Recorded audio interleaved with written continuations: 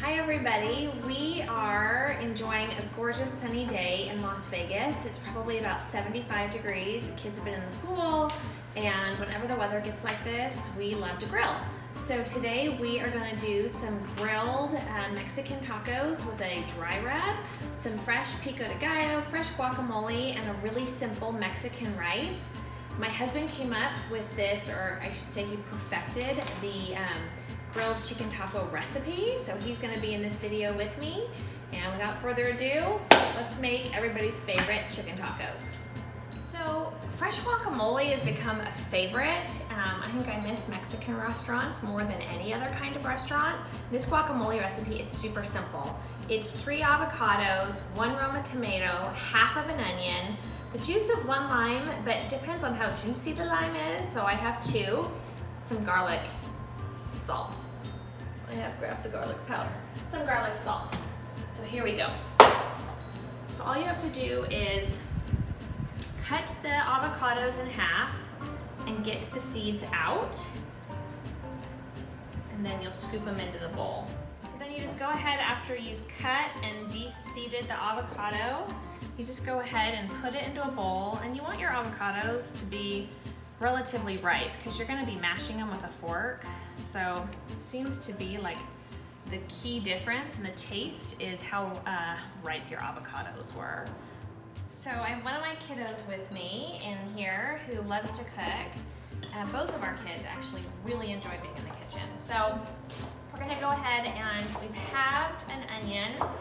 You want to dice it up as finely as you have the patience for, because when you get a huge chunk of onion in your guacamole, it's not always the best. And then you're going to go ahead and cut up a Roma tomato. Same thing, you're going to want it to be, well, however you want it to be. There's no wrong way to do this. Go ahead and slice that. We've already mashed the avocado gently with a fork. So you have some chunks of bigger pieces in there, but mostly it's mashed.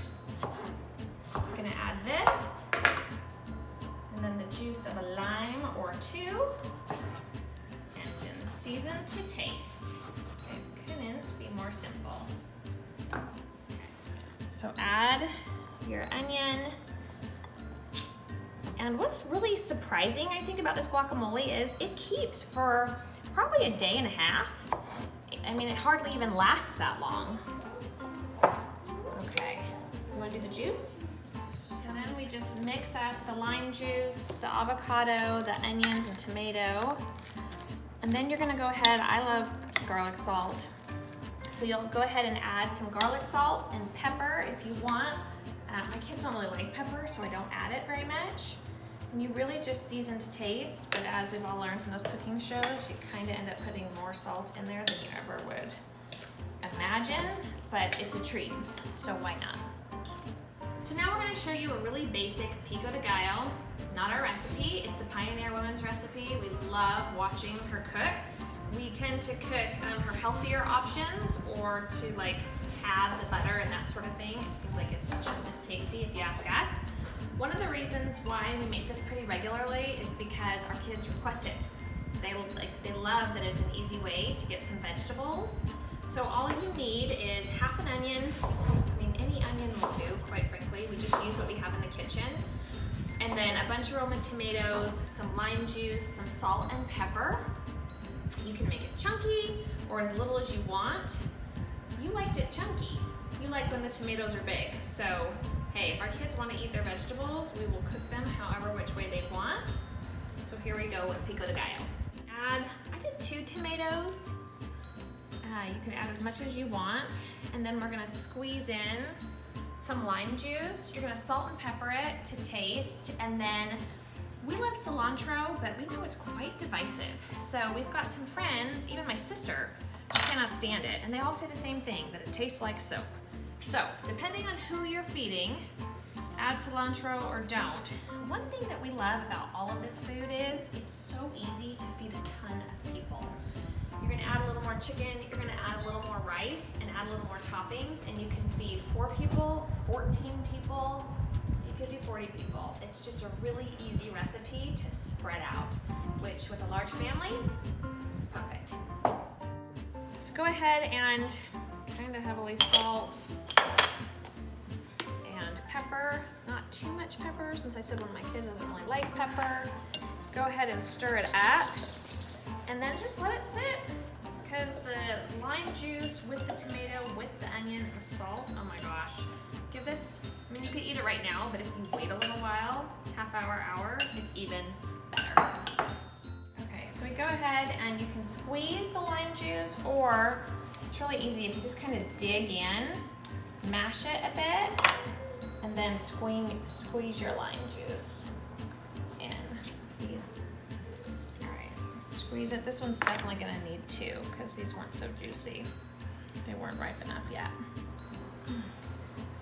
So now we've moved on to the Mexican rice, and quite frankly, I'm not a rice fan, but my husband went through, I don't know how many different versions of Mexican rice before he found this one. He's a cyclist, he can eat carbs 3 meals a day. Me, not so much. This rice is awesome. So we have rinsed it, it's a 1.5 cups of rice. You want to run it under water until the water runs clear and you've gotten all the starch off of it, which means it's light and fluffy. It doesn't stick together like a really sticky rice. We're gonna add in another 1/2 of an onion. We're gonna saute this first with some olive oil. I'm gonna show you the garlic salt and the cumin that we add that gives it a nice Mexican flavor. And then we'll add in twice as much of chicken stock. We make a lot of homemade chicken stock around here. So this is 1.5 cups rice. We have 3 cups of chicken stock. I'll show you what we do. We're eventually gonna put it in the oven. It gives the outside a little bit of a crispy texture that once you mixed in, it's perfect. So you go ahead and cut up your onion, and like I said with everything else, I'm not a particular enough cook to care so much about which onion goes with what. I just use what I have in my pantry. Some onions go better with other items, they definitely do, but I think the most important thing about cooking is you can't really get it wrong. And if you try something and you don't like it, try it a different way. Just the joy that you have of cooking in your kitchen with your family, for your family, almost every night. Don't get me wrong, I miss my takeout restaurants, but this is like one of the best parts of life. So I hope more people will try to cook. All right, so kind of a hearty amount of oil into the pot. I have it on high, I'll turn it down a little bit, and then once this gets a little bit warm, we're gonna add the onions and the seasoning. All right, so the onion's gonna go in. Here's the sizzling. We're gonna saute this along with some seasoning until they are a bit transparent. So your salt for this one is garlic salt. And we don't really measure unless we're baking. Hearty amount, how's that? About 1/2 amount of ground cumin. Lightly cover it. And go ahead and just stir it all together. You're at like a medium heat. We'll wait for it to cook down a bit. Okay, so the onion has been cooking for about a minute. You can see it's starting to soften. And then we're gonna go ahead and add 1.5 cups of the rinsed rice. Go ahead, babe.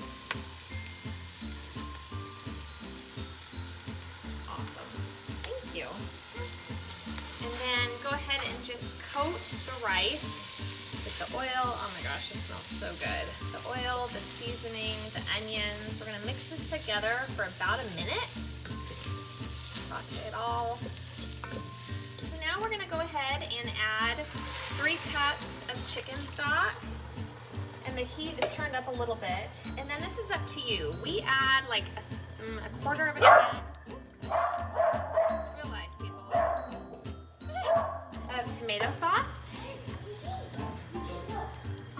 and you want this to come to a boil before you stick it in the oven. You can absolutely do this, just leave it on the stove to cook, but we love what the oven does to it with the texture, because like I said before, it's a little bit crispy on the outside, and then you can mix it all in. So you're gonna do it in the oven at 375.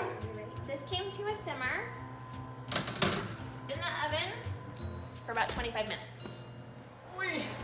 All right, the rice is done, or it should be. Wow, that's awesome. The kitchen is making noises at us. Oh yeah, that looks awesome. Where's the spoon? Yeah, but it just kind of sticks a little bit. Oh yeah, this is awesome. And then it'll like fluff up and it can just sit with the lid on while you're grilling the chicken. But what's awesome about rice is it feeds a lot of people. Hello everybody, I am Tom, and this is I was looking for a recipe for this for quite a while, and I've messed with this a little bit, but I found this recipe online a while back, and I've kind of tweaked it, but it's worked out really, really well. And every time I do this chicken on my grill, it's a total hit. So I've got a bunch of spices here, which are spilling all the place.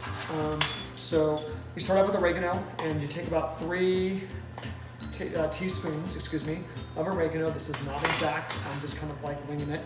I then take onion powder, and it's about 2 teaspoons of onion powder. You can see I'm just kind of tossing it in. And then I've got seasoning salts, so I have Lowry's.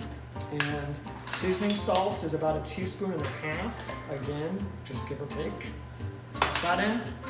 You can also double this, triple this, whatever. I have garlic powder, add about 1 teaspoon of garlic powder. And then I have chili powder, add about 1 teaspoon of that, maybe a tiny less. My spoon doesn't fit in there, that's about right. And then the last one is I add cumin, which we also used for the rice. And so I add about 1 teaspoon, give or take, of that. All right, so I have all the spices in, and then, so now what I'm gonna do is I'm just gonna add a bunch of olive oil to this. There's no exact amount. What I'm trying to do is kind of make a paste. So I add a bunch, and then it kind of makes this sort of paste. This is actually a little bit more liquidy than I usually do, but that's fine. And then you can do chicken breasts with this. You can do chicken thighs. We happen to have chicken thighs. I'll tell you that honestly, the best one I like is a mixture of both. It's eventually all gonna get diced up. After I'm done grilling it, I'm gonna dice this up into small pieces. So like the combination of breasts and thighs. However, quarantine life, chicken thighs is what I happen to have already thawed. And then I'm gonna add all of that in there. Just get that all in. And then, there's that. I'm gonna seal it up. I'm gonna try to get all the air out of here without spilling it all over my counter. Oop, almost spilled it. Okay. And mix it up, which kind of gross. And this can sit, like I've done this before when we know we have like a bunch of company coming over. I've done this before in the morning and just let it sit in the fridge all day long. In this case, I'm doing it about 20 minutes before it goes on the grill. The longer it sits, the better. But either way, there's so much in there that it still ends up pretty well coated in the end. Man and his barbecue. This is my Weber, which I've had forever. You can clearly see I'm in need of a new one. Why? I've been dropping hints that the ranch grill, the giant Your birthday's one, coming. I know, it's a little expensive. Anyway, so I'm not, my wife accuses me of being judgy of gas grills, but Totally charcoal's better. So here's my charcoal. It's a purist. Lots of fire. Yeah. Okay. How long do you think the chicken will take on the grill? I guess like about 5 minutes on each side. Okay. Maybe.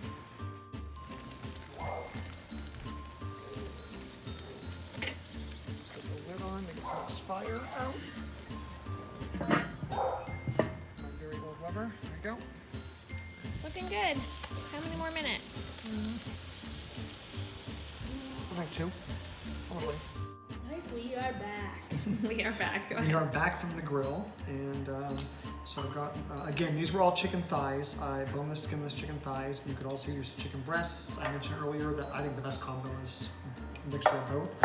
And then all I'm gonna do is just do it, I let these cool for a couple seconds so I'm not frying my fingers off. And then I just dice them up pretty small. And if you're gonna use chicken breasts, my advice is to flatten them out more. So that, because the big thick chicken, the best part about this is like the coating.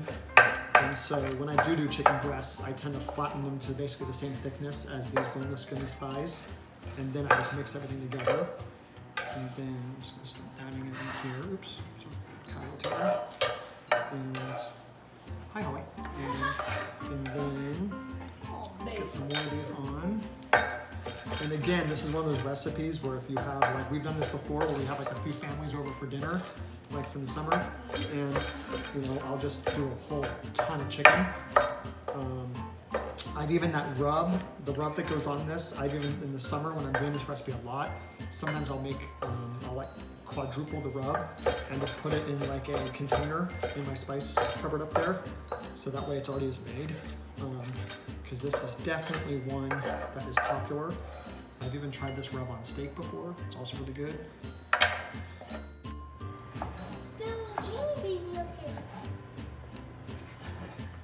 All right, so everything is done.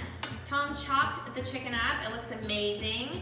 We have all of the toppings that Audrey helped us with, and then we have the rice that's still hot, which just turned out so good. Come on in, my camera lady.